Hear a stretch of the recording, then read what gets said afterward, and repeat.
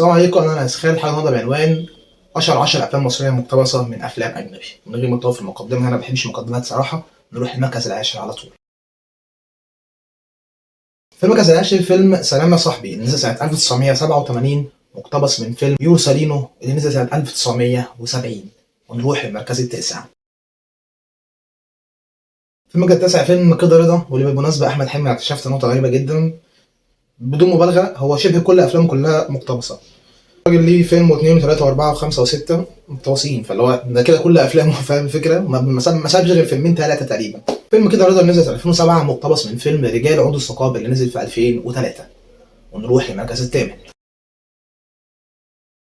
طبعا يا جماعة المراكز هنا مش أفضل أو أشهر، ده مجرد مركز وخلاص. في المركز الثامن فيلم الإمبراطور بتاع أحمد زكي، نزل سنة 1990، مقتبس من فيلم سكارفيس. نروح للمركز السابع. فيلم أمير الظلام بتاع عادل إمام اللي نزل سنة 2002، مقتبس من فيلم عيته امرأة اللي نزل سنة 1992. نروح للمركز السادس. فيلم طير أنت بتاع أحمد مكي نزل سنة 2009، مقتبس من فيلم مسحور اللي نزل سنة 2000. نروح للمركز الخامس.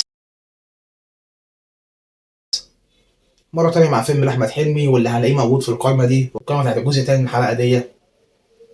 لا، أفلام كتير لأحمد حلمي بس لسه.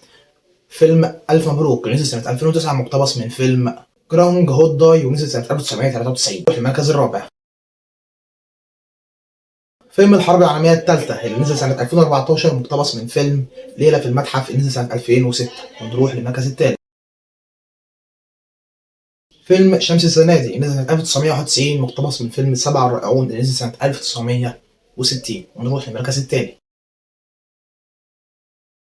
فيلم الفيل الأزرق اللي نزل سنة 2014، مقتبس من فيلم الوشم اللي نزل سنة 2007. نروح للمركز الأول.